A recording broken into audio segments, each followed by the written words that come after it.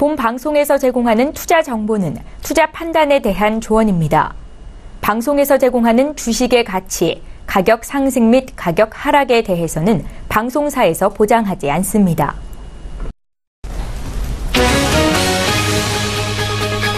헤드라인 뉴스입니다. 프랑스 대선 1차 투표에서 중도 신당의 에마뉴엘 마크롱 후보와 극우 정당 마린 르펜 후보가 1, 2위를 기록해 결선에 진출할 것으로 보인다고 여러 여론조사 기관의 출구조사 결과를 인용해 AFP 통신이 보도했습니다. 마크롱 후보는 23에서 24%, 르펜 후보는 21.6에서 23%를 득표하는 것으로 전망됐습니다. 결선 투표는 오는 5월 7일에 치러집니다. 지난 주말 미국 뉴욕 증시가 프랑스 대선을 앞두고 관망세를 보이며 하락 마감했습니다. 다우존스 지수는 전날보다 0.15% 내린 2547.76의 거래를 마쳤고 S&P 500 지수는 0.30% 하락한 2348.69에 나스닥 지수는 0.11% 하락한 5910.52를 기록했습니다.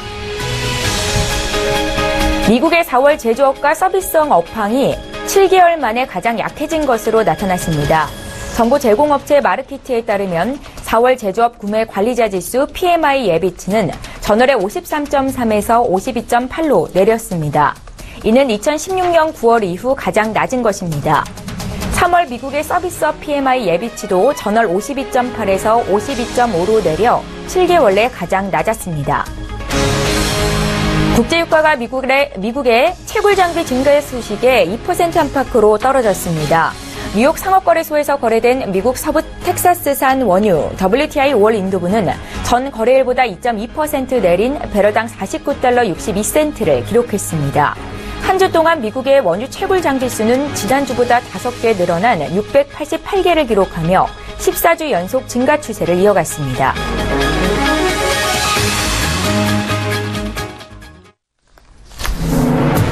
시청자 여러분 안녕하십니까. 출발 증시와이드 1부 시작합니다. 최은정입니다.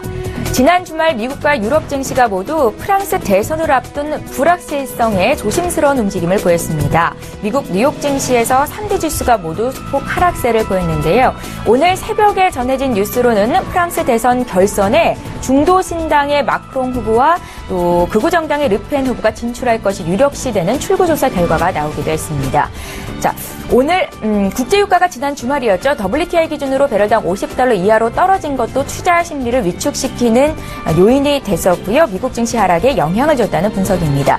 다만 트럼프 미 대통령이 이번 주에 세제 개혁안을 발표할 것이라고 밝힌 것은 주가 하락폭을 좀 줄이는 요인이 됐었습니다. 자, 지난주 마지막 거래일 국내 증시 상황 살펴볼까요? 코스피는 외국인 투자자들이 오랜만에 주식을 대거 사들이면서 2160선을 단숨에 회복했습니다. 0.74% 상승해 2165포인트로 거래를 마쳤는데요. 롯데그룹주가 강세였습니다. 지배구조 개선을 위해서 지주사 체제로 전환을 할 것이다 라는 소식이 전해졌고요. 롯데쇼핑과 롯데칠성이 모두 각각 4% 이상 급등을 보였습니다. 다만 코스닥 지수는 0.13% 내린 634포인트로 이틀째 약세를 보였는데요. 자, 오늘 출발 증시와이드 1부에서는 특별히 제19대 대통령 선거를 앞두고 주요 대선 후보 간의 일자리 공약에 대해서 구체적으로 풀어드리는 시간 갖겠습니다. 4월 24일 월요일 출발 증시와이드 1부 지금 시작합니다.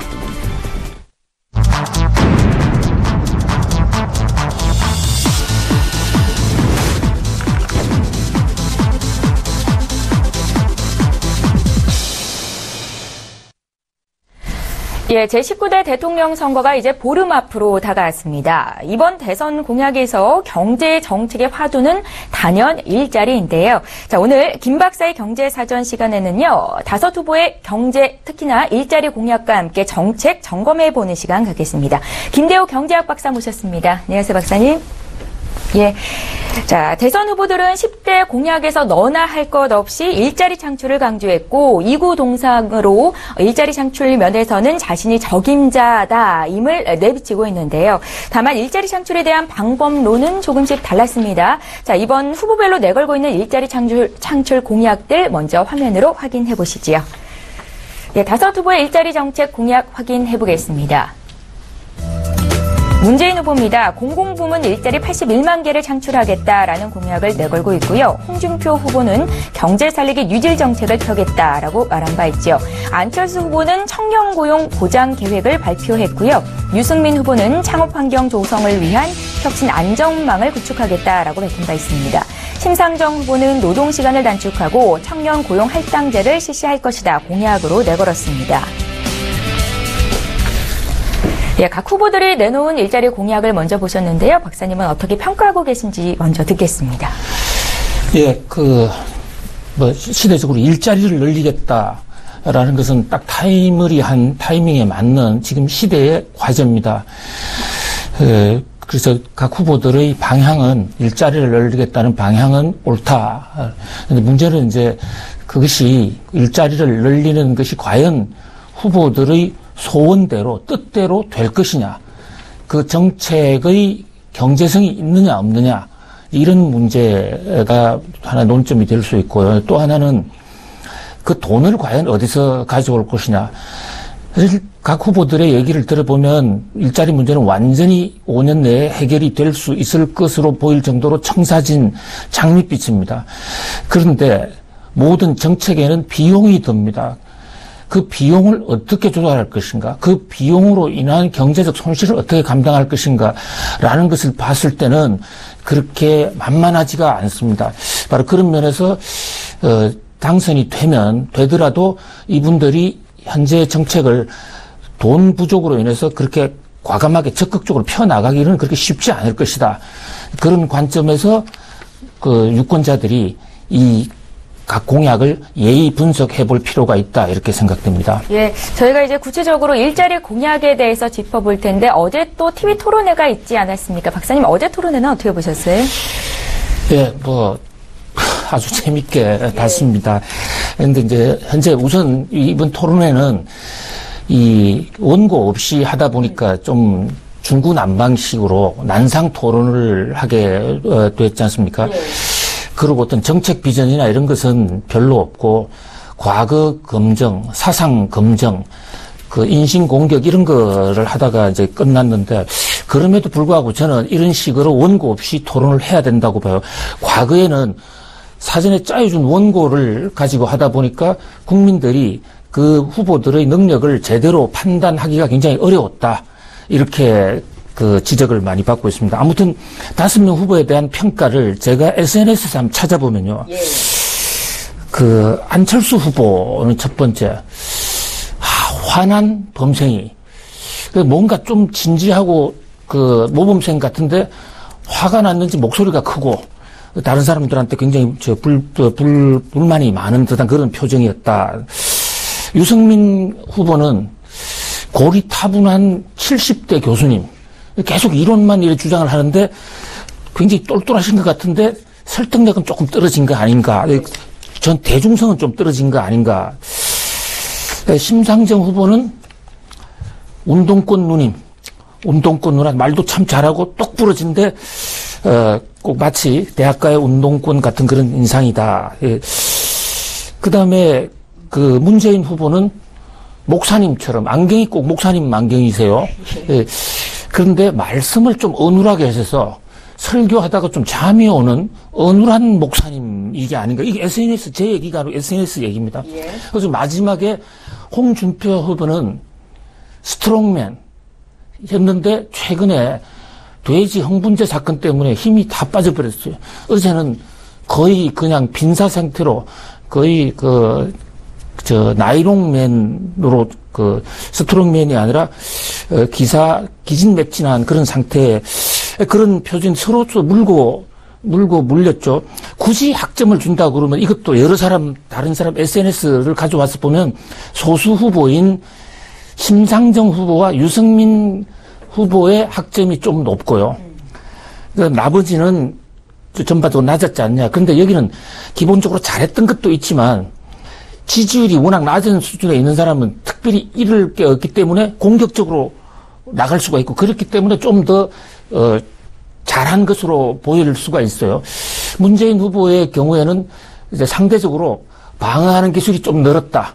그러나 여전히 좀 무슨 말을 듣는 사람이 좀 답답한 대신 얘기해주고 싶은 생각이 많이 들었고, 안철수 후보는 좀 이제 그 본인 스스로 갑철수다, 그죠? 또 MB 아바타다, 이런 얘기를 하셨는데, 역공을 하기 위해서 한 얘기는 하지만은 그건 오히려 좀 나쁜 노이즈 마켓이 아니었느냐, 이런, 그래서 빨리 좀 웃으시면서 대중 친화적으로 했으면 좋겠다 하는 이런 여러 가지 생각을 가져봤습니다. 예, 어젯밤 정치, 외교, 안보 분야를 토대로 5 후보들의 TV 초청 토론회가 열렸었는데요. 박사님께서 토론회 어떻게 지켜보셨는지, 또 여론은 어떻게 평가하고 있는지 먼저 좀 여쭤봤습니다.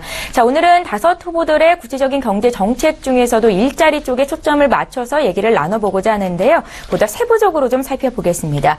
가장 확연히 갈리고 있는 부분이 바로 공공부문에서의 일자리입니다. 후보별로는 어떻게 갈리고 있고 또 어떻게 평가하시는지 여쭤볼까요? 예, 이 5명 후보들을 좀 경제학자에 비해서 말씀드리면 훨씬 더 이해가 쉽지 않을까 이런 생각이 들어요. 자, 우선 문재인 후보는 그 역대 수많은 경제학자 중에서 케인즈에 가장 가깝습니다. 케인즈라 하면 1929년 미국 경제 대공황 때 시장의 실패로 인한 것을 정부가 적극적으로 개입해서 정부가 앞장서서 모든 문제를 해결하는 이른바 테네시강 개발공사 같은 것을 정부 재정으로 사람들을 고용했죠. 그런 바로 81만 명을 정부 부분에서 고용하겠다는 것도 케인즈 흉내를 많이 낸 것 같아요. 자, 그 다음에 두 번째는 기호 2번인 이 홍준표 후보는 아담 스미스 흉내를 많이 냈습니다. 아담 스미스는 경제학의 아버지로 불리는데 1776년에 국부론이라는 책을 내놓지 않았습니까? 이분이 보이지 않는 손, 모든 것을 시장에 맡겨라. 정부는 개입하지 말라는 겁니다. 그래서 오히려 홍준표 후보는 자기가 당선이 되면 공기업 구조조정하겠다. 정부 부분을 삭감해버리겠다. 그러니까 문재인 후보하고는 가장 큰 대척점에 지금 서 있는 것이죠. 자, 그 다음에 기호 3번인 안철수 후보는 말만 하면 제4차 산업혁명을 말씀하고 계세요. 4차 산업에 여러 가지 논점이 있습니다만 어쨌든 이 4차 산업을 주창한 분은 슈바브라는 다보스 포럼 창설한 유럽의 경제학 교수입니다. 인공지능 이런 것이 나와서 지금 산업혁명을 획기적으로 지금 앞당기고 있다 그러는데 그런 산업혁명 시대를 맞이하여서 일자리를 늘려보겠다. 본인 스스로가 엔랩 컴퓨터 바이러스를 막던 사람이니까 그런 것을 좀 본인의 자신의 역량과 연결시켜서 나가겠다. 그래서 슈밥이라는 사람과 가장 연관이 많이 된다고 볼 수 있겠고요.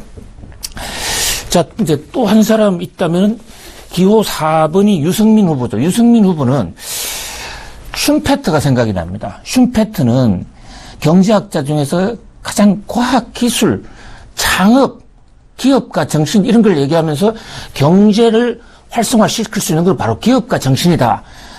그리고 현재 기존에 있는 것을 창조적으로 파괴해야 된다. 이렇게 말씀하신 분인데 유승민 후보가 지금 창업 생태계를 만들자. 그리고 대구, 울산 단지를 전부 새 창업센터로 만들겠다. 유승민 후보의 정책에서는 슌페트라는 천재 경제학자의 사고가 짙게 눌려 있어요. 짙게 깔려 있습니다. 그 다음에 심상정 후보는 기호 5번 심상정 후보는 리카도라는 사람이 생각합니다. 리카도는 비교 우위술로 우리에게 많이 알려져 있지만 사실은 비교 우위술보다는 노동가치설을 만든 사람입니다. 마르크스와 레닌이 공산당 혁명을 할 때 먼저 선행 연구를 했던 사람이고 이를테면 리카도가 마르크스의 이론적 스승인 셈이죠. 그래서 노동의 질을 향상한다. 노동이 든든한 그런 사회를 만들겠다. 아무튼 이 5분들은 여러 가지 방향이 다 좋습니다.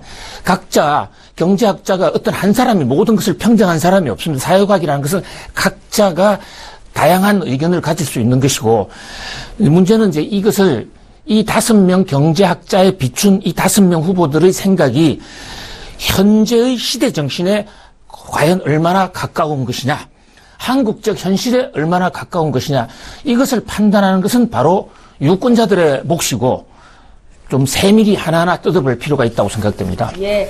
자, 이번 선거는 역대 최악의 실업률 속에서 치러지게 됩니다. 특히 청년층 대상 공약은 젊은 층의 표심이 향배를 가릴 수 있기 때문에 눈길을 끌고 있는데요. 청년 일자리 공약은 어떻게 되는지 구체적으로 좀 여쭤보겠습니다. 예, 사실 청년 일자리, 노인 일자리 이런 식으로 나누어 가지고 한다는 게 그게 경제학적으로 쉽지는 않아요. 예. 그러나 어쨌든 뭐 한국적 현실에서 지금 청년들이 상당히 고통을 받고 있습니다. 지금 대학을 졸업하는 이 청년들은 그 부모 세대가 이른바 베이비붐 세대였거든요. 그래서 부모의 숫자가 많아지다 보니까 산하 제한으로 자신들의 각 가정당 형제들 수, 자매들 수는 줄었지만은 부모 수가 워낙 많다 보니까 전체적으로 지금 숫자가 늘어나 있는 상황. 그래서 앞으로 5년간 청년들이 취업하기가 굉장히 어려울 것이다. 청년 실업 대란이 올 것이다.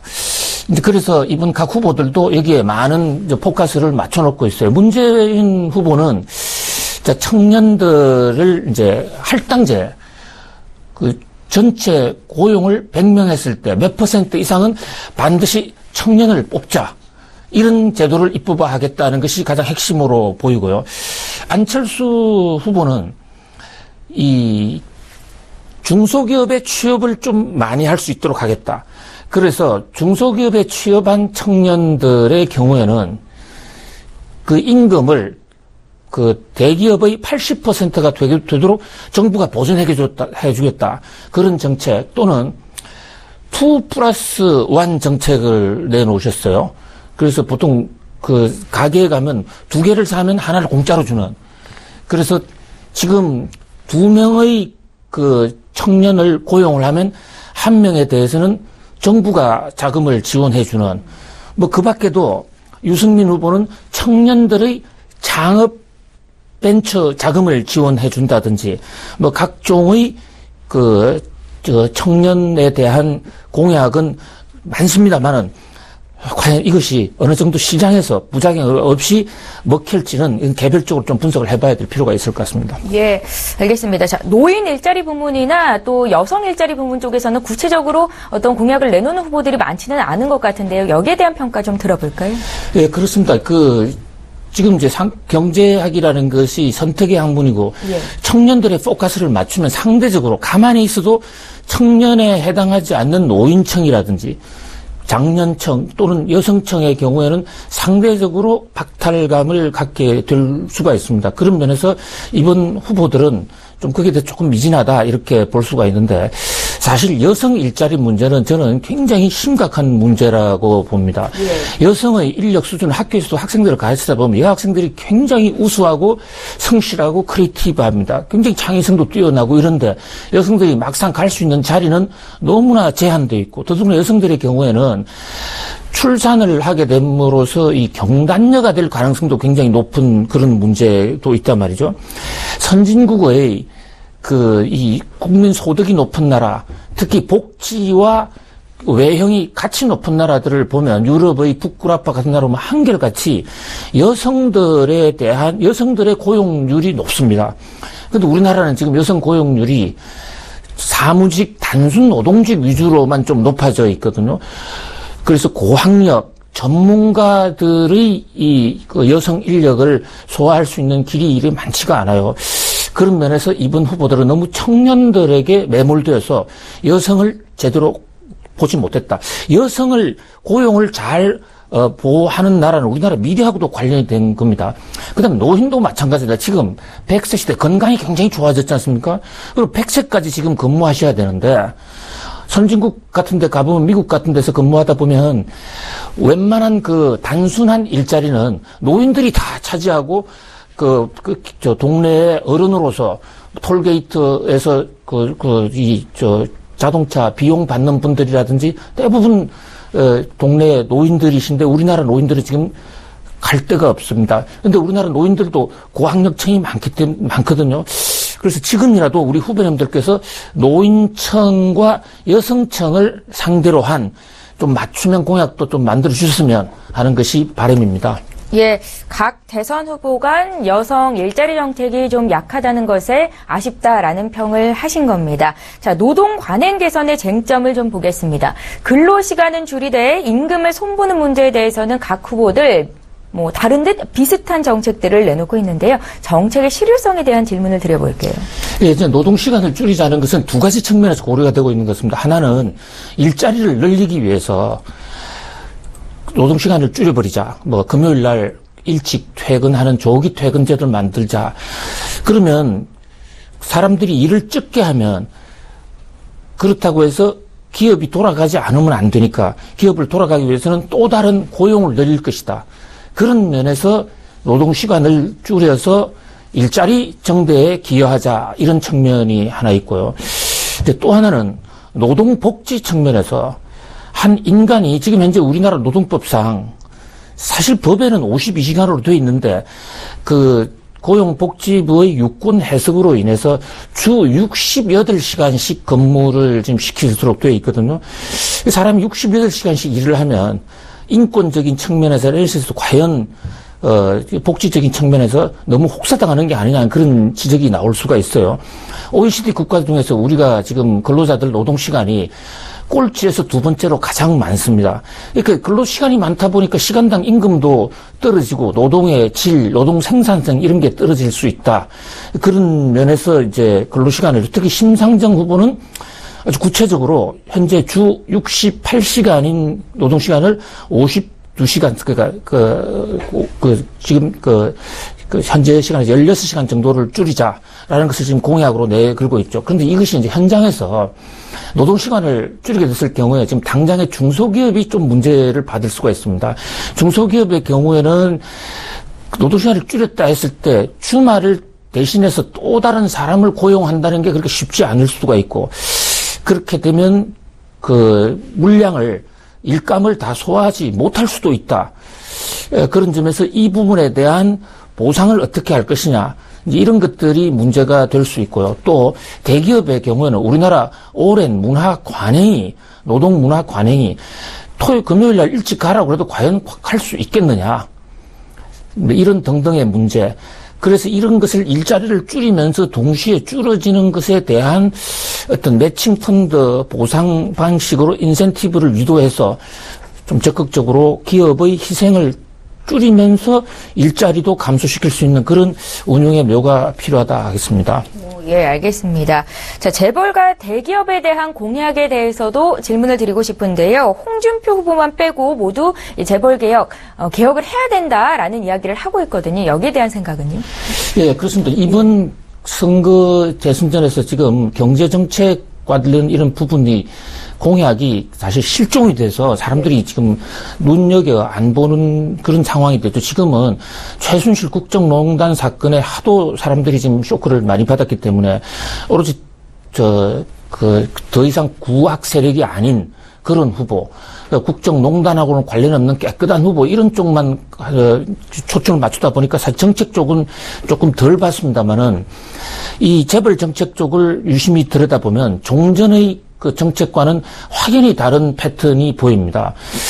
우선 그동안에 박근혜 이명박 정부는 노동개혁, 그래서 노동의 그 생산성 향상을 위한 데 역점을 많이 두었다면 이번 후보들은 홍준표 후보를 빼고 나서는 나머지 후보들은 대부분 재벌개혁 쪽에 많은 그 할애를 하고 있습니다. 특히 루스벨트 대통령이 했던 뉴딜 정책, 또 그 정책적인 사상적 기반이 됐던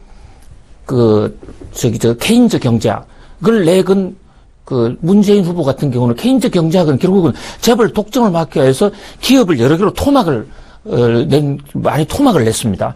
오늘날 미국의 재벌이 없어지게 된 것도 사실은 이 경제학자 케인즈와 루스벨트의 합작품인데 그런 면에서 대대적인 손을 볼 것 같아. 그리고 순환 출자를 해소하고 지주회사로 간다. 이거 10대 공약에서는 뺐지만은 기본 공약이 지금 순환 출자 없애라는 겁니다. 순환 출자 없애게 되면 그 과정에서 재벌들이 상당히 그 고통은 겪을 거예요. 그렇지만은 우리 기업의 투명성이 높아진다든지 그런 어떤 장단점이 있을 수 있습니다. 이 재벌 개혁에 대해서는 안철수 후보도 큰 차이가 없어요. 그리고 특히 유승민 후보 같은 분도 유승민 후보는 안보는 보수인데 경제는 진보적이다. 본인이 스스로 그렇게 하고 있지 않습니까? 그래서 심상정 후보는 한 걸음 더 나아가고, 그리고 5명 중에 4명의 후보는, 대대적인 그 개혁을 하고, 특히 공정거래위원회의 기능을 대폭 강화할 것으로 생각됩니다. 현재 지금 공정거래위원회는 재벌을 봐주기 위한 부서냐, 그런 오해가 나올 정도로 지난 10년간 기능을 잘 못했습니다. 특히 공정거래 출신들이 대부분 그 자리에서 근무하다가 대부분 재벌 기업도로 또 들어가 버렸죠. 이번에 그 최순실 국정농단 사건의 경우에도 하나의 핵이 공정거래위원회가 그 삼성바이오 상장을 할 때 순환 출자 의무 규모를 줄여줬다든지 이런 지금 의혹을 받고 있지 않습니까? 그래서 재벌 현재 지금 그 안철수 후보, 문재인 후보, 유승민 후보는 공정거래위원회의 힘을 대폭 강화시키겠다. 기업조사국도 만든다. 그래서 앞으로 어느 후보가 되든지 간에 홍준표 후보를 제외한 나머지 4후보가 대통령이 된다 그러면 재벌 개혁이 이 시대에 굉장히 큰 화두가 될 것 같습니다. 여기에 대해서 너무 지금 준비를 하고 있지 않고 지금 그 대통령 후보들도 이 대목을 너무 지금 그 본격적으로 얘기를 하고 있지 않기 때문에 검증이 제대로 안 된 상태에서 바로 5월 9일부터 새 정부가 들었으면 굉장히 혼선이 생길 것 같은데 이 대목도 전부 본인들의 속에 가진 생각을 내놓고 국민들로부터 동의를 구한 다음에 5월 9일부터 본격적으로 추진해 갔으면 하는 그런 생각입니다. 네, 대선 기간이 짧다는 게 참 많이 아쉽다라는 생각이 드는데요. 각 후보별로 일자리 공약을 어떻게 내걸고 있는지 정리를 해드리고 있습니다. 자, 이렇게 일자리 공약을 내걸기만 하고 재원되는 조달되는 돈이 없다면 또 문제가 되겠죠. 재원 조달 방안은 각각 어떻게 정책이 나타나고 있습니까? 예, 지금 각 후보들 정책이 참 좋습니다. 그 후보들 정책대로만 된다면 우리 청년 실업도 없어지고 우리나라 경제도 그 실업의 고통이 없는 완전 선진 경제로 될 것으로 보입니다. 장밋빛인데 문제는 지금 앵커님 지적하신 대로 후보들이 한결같이 지금 비겁한 침묵을 하고 있어요. 돈을 어디서 끌어올 것인가 얘기를 하고 있지 않단 말입니다. 얘기를 한다 하더라도 과소평가해서 얼마 안 들 것이다. 이렇게 얘기하고 있어요. 자, 지금 하나하나 뜯어볼까요? 지금 문재인 후보의 공약하면 81만 개 일자리를 만들겠다. 그것도 공공 부분에서 일자리를 만들겠다. 이러고 있어요. 그러면 81만 개 일자리를 만들면 당장에 월급이 나갈 거 아닙니까? 그 돈을 어디에서 가져올 것이냐에 대해서 굉장히 축소해서 지금 선전하고 있습니다.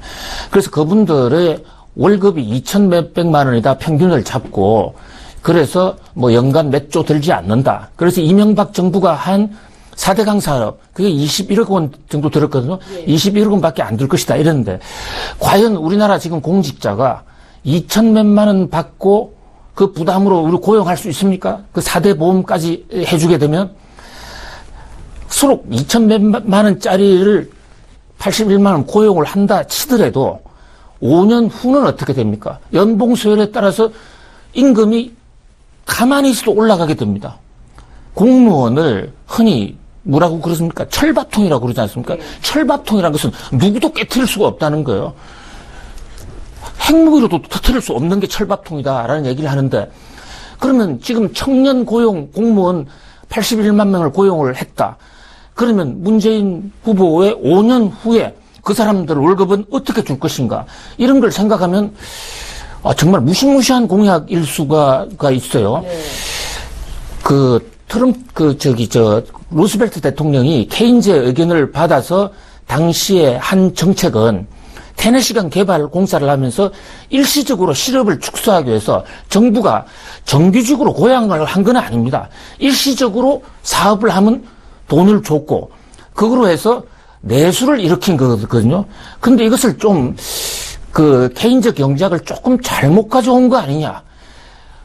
일자리를 늘리겠다면 공무원 숫자를 늘린다고 이것은 굉장히 쉽지긴 하지만은 그 돈 뒷감당을 어떻게 해서 국민연금, 공무원연금 지금 공무원연금 부족분 세금에서 나가는 게 한 해 92조 원이다. 92조. 이것을 도대체 어떻게 할 것이냐. 그 다음에 안철수 후보도 마찬가지입니다. 자, 중소기업과 대기업의 임금 격차를 정부가 앞장서서 80% 보전해주겠다. 말은 번들이 하고 좋습니다만은 그러면 중소기업 어디까지 해줄 것인가? 중소기업의 기준이 뭔가 학문적으로 없는 거예요. 중소기업은 중간급 소기업이다 이러지만은 중소기업보다도 더 중요한 것은 동네에 있는 영세기업일 수도 있는데 그럼 영세기업과 중소기업과의 차이를 만들면 영세기업 다 죽으란 말입니까? 그리고 그 80%를 지원해주면 그 기금은 어디서 나올 것이냐? 그럼 지금부터 중소기업들은 임금을 안 주는 방향으로 가급적이면 임금을 낮출 거 아닙니까? 그 차이는 정부가 80% 보전해 주니까 이것은 이 자본주의 경제 시스템에 맞지가 않다.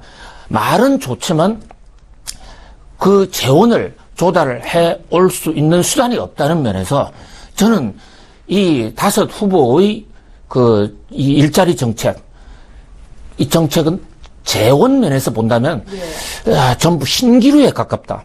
사실 정책이라는 것은 돈을 어떻게 조달할 수 있느냐가 되어 있을 때에 그 정책이 살아있고 힘을 가질 수가 있는 겁니다. 지금 노인들 30만 원씩 주게로 하지 않았습니까? 바로 박근혜 대통령이 그랬어요. 4년 전에 모든 노인들한테 20만 원씩 주겠다. 그런데 당선되자마자 주고 싶었겠죠, 당신께서도. 박근혜 당신께서도. 그런데 당선되자마자 그걸 주면 그 10조 원 가량 되는 돈이 없으니까 그 공약을 바로 무너뜨리기 시작한 거예요. 그거로부터 누수 현상, 바로 박근혜 정부의 레임덕은 시작하자마자부터 시작됐다. 지금 공약, 대선 공약에 경제 공약을 좋은 것을 많이 내놓으셨는데 전부 한결같이 자금의 뒷받침이 없다 이거예요. 과거의 공약을 보면 매니페스토라고 해가지고 이게 공약이 실천 가능한가라는 그런 운동도 많이 있습니다. 근데 지금은 그분들 다 어디 간지 다 사라져 버렸어요. 다 사라지고 그냥 장밋빛 신기로만 갖다 놓고 좋은 거 내는 후보가 나는 찍겠다. 그러면 돈에 뒷받침 없는 공약을 아이디어만 좀 구두선 번지리한 아이디어만 잘 내놓는 후보만 대통령이 될 수 있는 지금 이런 무경제 공약 검증 시스템으로 가고 있는 거예요. 굉장히 좀 위험하다고 봅니다. 지금 북한에 김정일이 허락을 받고 북한 인권 문제에 기권을 했냐 안 했냐 그거는 저는 정치 전문가가 아니기 때문에 깊숙이는 잘 모릅니다만은 그것으로서 어저께 토론 시간을 다 보냈지 않습니까? 그럼 지금 10년 전에 있었던 그 사건이 지금 무슨 의미가 있는 겁니까? 지금 현재 후보들이 뺄갱이가 아니면 되는 거 아닙니까? 그거보다 더 중요한 것은 지금 국민들의 먹고 사는 방법입니다. 일자리 문제 그게 굉장히 중요하고요. 일자리 문제 아이디어 다 나열해놓고 거기에 대한 정책 툴이 되는 돈 문제는 언급도 하지 않는 이런 대선은 굉장히 이상한 대선이고 바로 펑크가 일자리 공약대로 5 후보의 뜻대로 다 해주면 우리 경제는 파탄이 납니다. 바로 국가 채무가 그리스보다 더 많은 나라로 갈 수 있다. 그래서 지금이라도 국민들도 앞장서서 이 공약 검증해야 됩니다. 이론적으로 가능하냐? 그런 면에서 참 이번 경제 공약은 굉장히 문제가 많다고 생각되죠. 그래서 홍준표 후보를 제외한 나머지 4명의 후보들은 증세의 필요성을 주장하고 있고요. 홍준표 후보는 이런 가운데서도 법인세를 감면해야 된다 주장을 하고 있는데 여기에 대한 생각은 어떠세요? 지금 박근혜 이명박 정부 때 세금을 좀 많이 다른 나라에 비해 상대적으로 좀 내렸습니다. 그리고 우리가 복지를 하려면 전체적으로 세원이 있어야 되는데 오히려 박근혜 대통령은 이제 법인세를 내리지 않았습니까? 그러다 보니까 그에 대한 반발로 법인세를 내리자, 법인세를 올리자. 이런 주장이 세를 늘려가고 있는데 세계적인 추세를 보면 맞지가 않습니다. 사실 지금 미국 트럼프 대통령은 내일 모레 지금 100일 계획을 100일 맞아서 세금 감면 계획을 내놓을 거거든요. 그리고 전 세계가 지금 세금을 내리는 방식의 경쟁을 하고 있습니다. 그렇다면은 우리가 세금을 내리는 것은 조금 그 세계적인 추세, 우리나라 특히 기업의 경쟁력을 떨어뜨릴 수 있다는 점에서 조금은 조심해 봐야 됩니다. 그러나 우리 기업한테도 굉장히 책임이 있는 거예요. 그동안에 세금을 내리면 대기업들이 잘 되면 낙수 효과라는 게 있어서 트리클 다운해서 대기업들이 잘 되면 그것이 아랫목으로 가서 고용도 더 늘릴 것이다 라고 얘기를 했는데 대기업은 잘 돼서 사내 유보금이 철철 넘치는데 고용을 하지 않았지 않습니까? 그러다 보니까 지금 법인세 내리자는 말이 설득력 먹히게 지금 나올 수밖에 없는 거예요. 그래서 그런 면에서 어떻게 보면 기업들의 자업자득이다. 중요한 건 이제 이 기업의 경기 호전으로 인해서 또는 생산성 향상으로 늘어나는 이 사내 유보금이 어떻게 하면 일자리 창출로 다시 갈 수 있도록 그것을 유도하느냐. 그것이 전 훨씬 더 중요한 생각이다. 그리고 그것이 현재 지금 성장의 고용 유발 효과라는 게 있습니다. 성장을 해도 고용이 잘 안 늘어나는 요인은 성장을 하면 그것이 바로 성장을 하기 위해서는 인건비를 좀 줄여야 되거든요. 그렇기 때문에 서로 이율 배반적인 이런 구조적인 문제도 있어요. 그래서 정말로 고용이 안 된다면 법인세를 걷는다 하면 그 법인세를 걷는 것에 새로 법인세 걷는 부분은 고용으로 갈 수 있게 한다든지 또 기업에서 세금을 법인세를 내지 않고 사내 유보금을 고용을 창출하는 새 사업 확대로 나가겠다 했을 경우에는 세율을 좀 탄력적으로 조정해 줄 수 있는 그런 어떤 정책의 묘가 필요하다 이렇게 보겠습니다. 예, 짧은 대선 기간 탓에 심도 있는 공약 검증을 못하고 있다는데 참 안타까운 부분이 있는데요. 네거티브 선거전이 우려되는 상황이기도 하고요. 자, 유권자들의 이런 경제 공약 중에서 우리 시청자분들이 꼭 이것만은 기억하고 짚어보면 좋겠다 하실 당부의 말씀 있으실까요? 예. 사회계약론 이라는 저 책이 있죠. 사회가, 오늘날 민주주의는 사실 사회계약입니다. 예. 이 사회계약론 책에 보면 이런 얘기가 나와 있습니다. 선거 때 모든 유권자들은 주인이 된다. 나라의 주인이 된다는 겁니다. 그러나 선거가 끝나면 불과 일주일도 안 돼서 노예로 바뀐다. 예. 그것이 사회계약론에 나와 있어요. 200년 전에 이미 나와 있습니다. 자, 우리 지금 선거가 불과 며칠 남지 않았습니다. 이제 5월 9일이 되면 우리는 다시 주인에서 노예로 돌아가는 운명이에요. 사회계약론적 시각에 본다면. 자, 그렇다면 마지막으로 공약이라도, 정책 공약이라도 우리가 제대로 검증을 해야만 노예로 살더라도 너 과거에 이런 얘기를 하지 않았냐 그러고 주장을 할 수가 있는 거예요. 그런데 그냥 네거티브 공약에 휘둘려 가지고 어떤 사상 검증, 인상 검증 이런 것만 하다 보면 나중에 우리가 할 말이 없게 되는 겁니다. 그 중에서도 특히 제가 모두의 5명 이 후보들을 경제학자에 비유해서 말씀을 드렸는데요. 자, 문재인 후보는 케인저, 그죠? 근데 케인저란 굉장히 훌륭한 학자지만 저는 우리 유권자들에게 뒤집어 한번 생각해 보면 케인저가 모든 문제를 해결하지 못했어요. 그럼 케인저의 문제가 바로 문재인 후보의 문제일 수가 있습니다. 그래서 바로 아까 말씀드린 대로 80일 하면 정부 재정을 가지고 내수를 확대하자는 정책, 이건 대단히 바람직한 정책이에요. 지금 시대 흐름에 맞다고 봅니다. 그러나 공무원들 늘리는 것만은 이것은 저는 좀 두 손을 들고 맞고 싶고요. 그다음 안철수 후보 같은 경우에는 자, 지금 말만 열면 4차 산업을 얘기합니다. 4차 산업 혹시 뭔지 아세요? 예? 뭐 잘 아시겠죠. 그러나 4차 산업은 학문적 용어가 아닙니다. 우리 지금 4차 산업에 다 속고 있어요. 4차 산업은 교과서에도 안 나오는 다보스 포럼에 슈바브라는 한 학자가 다보스 포럼 영업을 하기 위해서 만들어 놓은 얘기입니다. 1차 산업혁명이 있고 2차 산업혁명이 있고 3차 산업혁명이 따로 있는 게 아닙니다. 그것을 인위적으로 만든 거예요.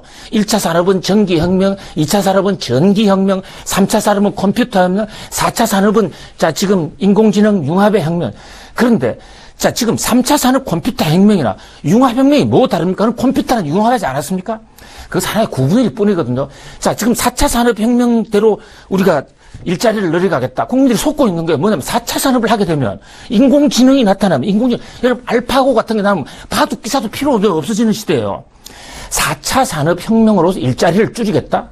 그건 거짓이죠. 오히려 4차 산업혁명 시대에 맞게 혁명이 일어나는 이 시대에 줄어드는 일자리가 생기지 않게 대책을 마련해야 되겠다. 이것이 옳은 얘기라고 보여지고요. 유승민 후보도 창업을 해서 슌페트도 하자가 많은 사람이거든요. 창업을 한다고 과연 되느냐? 우리나라도 창조경제 했지 않습니까?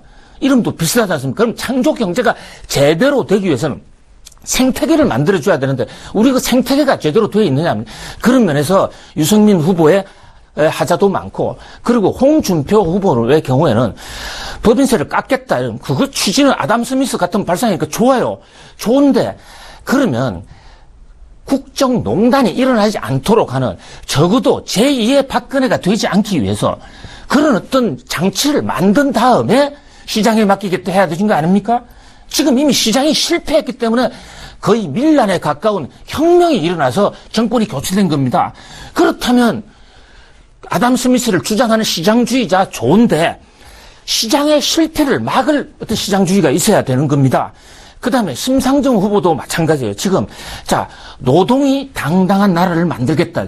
노동 중요합니다. 경제 생산 요소에 노동이 핵이에요. 그러나 자본 없는 노동은 의미가 없습니다. 물론 노동 없는 자본도 의미가 없죠. 자, 이런 시대에 심상정 후보가 외연을 확장해 가려면 자본과 노동의 친화, 화합 시대를 열어주는 그런 시대로 간다면 훨씬 더 나을 텐데, 아무튼 5명 후보들이 나름대로 한계도 가지고 있고 우리 유권자들은 그 한계를 냉철하게 봐야 될 때다, 이렇게 생각합니다. 예, 자, 제19대 대통령 선거가 보름 앞으로 다가왔습니다. 오늘은 특별히 일자리 창출과 관련된 이번 대선 후보들의 공약 자세히 짚어보는 시간 가졌고요. 지금까지 김대호 경제학 박사와 함께했습니다. 말씀 잘 들었습니다.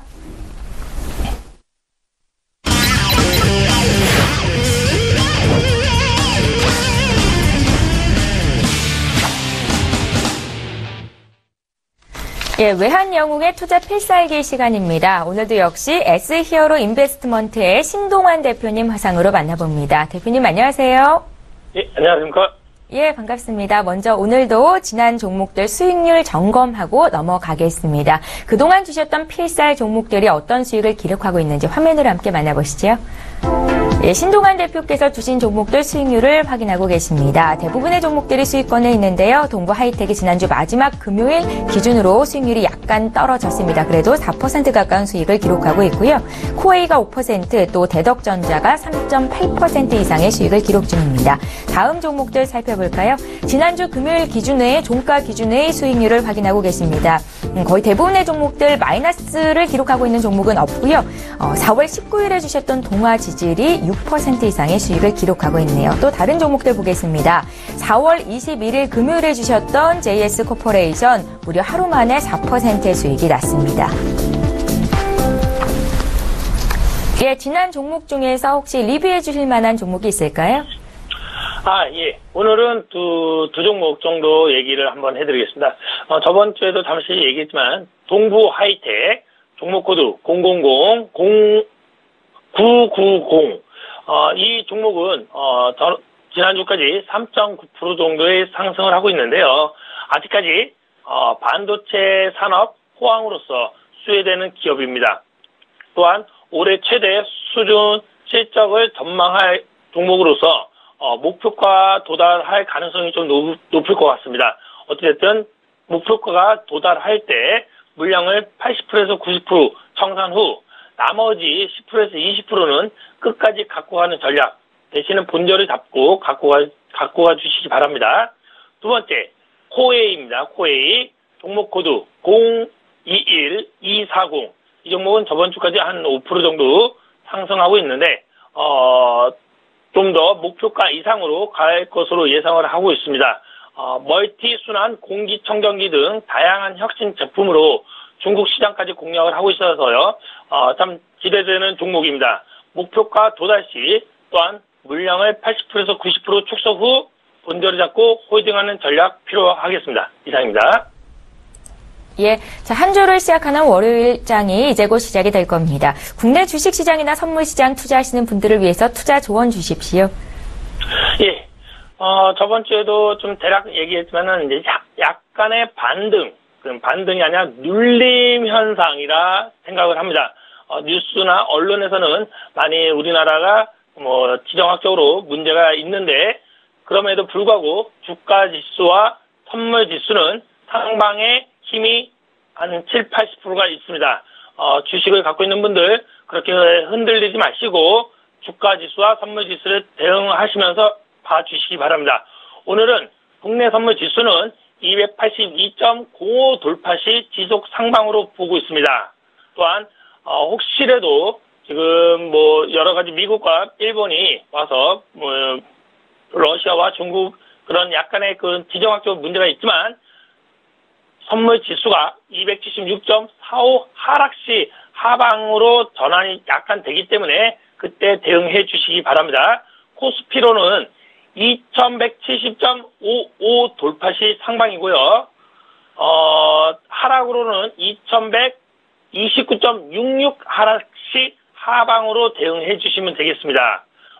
다음에 해외 선물 지수 항생은 횡보 24,133점 저항 시 하방으로 대응해 주시기 바라고요. 23,943점 지지시 상방으로 좀 대응해 주시면 되겠습니다. 국제 유가는요. 오늘은 횡보성 하방으로 좀 대응해 주시면 되겠습니다. 저번 주에 제가 국제 유가도 하방의 힘이 세다고 했는데 지속 하방으로 좀 대응해 주시면 되겠고요. 50.35 저항 시 지속 하방으로 봐주시면 되겠습니다. 다음 금은 오늘은 횡보성으로 좀 봐주시면 되겠습니다. 금 주가 지수는 1277.7 돌파 시 상방으로 좀 대응해 주시면 되겠습니다. 다음에 유로 FX입니다. 유로 FX는 오늘은 횡보성으로 좀 대응해 주시면 되겠고요. 1.07 505 하락 시 하방 대응해 주시기 바랍니다. 마지막으로 S&P 500은 이 종목도 오늘 횡보성으로 좀 바라봐 주시면 되겠고요. 2350.75 하락 시 하방으로 봐주시면 되겠습니다. 이상입니다. 예. 국내 증시 눌리는 구간이다. 흔들리지 말라라는 조언을 주셨고요. 해외 선물 투자하시는 분들을 위해서도 투자 조언 주셨습니다. 자, 이제 오늘의 하이라이트입니다. 외환영웅께서 주시는 종목들은 마이너스 나는 종목이 거의 없습니다. 지금 한 주 만에 수익이 4% 이상 급등세를 보이는 종목들도 눈에 띄는데요. 그래서 기대가 되네요. 오늘의 필살 종목 공개해 주십시오. 예, 오늘의 종목은 두 종목 정도 드리겠습니다. 첫 번째 한국종합기술입니다. 종목 코드 023350. 이 종목은 환경 및 건설, 신기술 등 녹색 환경 사업의 경쟁사와 차별화가 되어 있습니다. 좀 기대되는 종목이고요. 매출 및 영업이익이 동반 증대로 지속 상승할 전망으로 예상하고 있습니다. 매수가는 현재가로 제시해드리고요. 목표가는 9,000원입니다. 손절가는 7,500원으로 제시해드리겠습니다. 두 번째, 에이블 CNC 종목 코드 078520. 이 종목은 비용 절감 및 구조 개선 등에 따른 수익이 증가될 것으로 예상되고요. 향후 지속적인 경쟁력 확보로 수익 성장이 기대되는 종목입니다. 매수가는 현재가로 제시해드리고요. 목표가는 31,000원이고요. 손절가는 25,500원입니다. 모든 종목은 목표가 도달 시 100% 청산하지 마시고요. 물량을 80%에서 90%만 청산해 주시고 10%에서 20%만 지속적으로 끌고 가는 전략을 하신다면 우리 시청자분들께서도 혼자서 나중에 매매하실 때 큰 수익을 기대되고 있습니다. 이상입니다. 예, 외환영웅의 오늘 필살 종목은 두 가지 종목이었습니다. 한국종합기술 에이블 CNC였는데요. 함께 매수하실 분들 반드시 목표가 손절가까지 잘 메모를 해두시기 바랍니다. SE어로 인베스트먼트의 신동환 대표 의견 들었습니다. 말씀 잘 들었습니다. 감사합니다. 네, 출발 증시와이드 1부 여기서 마칩니다. 잠시 뒤 2부 시간에는 두 분의 전문가와 함께 오늘의 추천주 10개씩 공개가 될 거고요. 또 동시에 시청자 여러분들의 종목 상담도 이뤄지게 됩니다. 샵 0082번으로 지금 바로 연락 주시면 되겠고요. 건당 100원의 정보 이용료가 부과됩니다. 저희는 잠시 뒤 2부 시간으로 오겠습니다. 고맙습니다.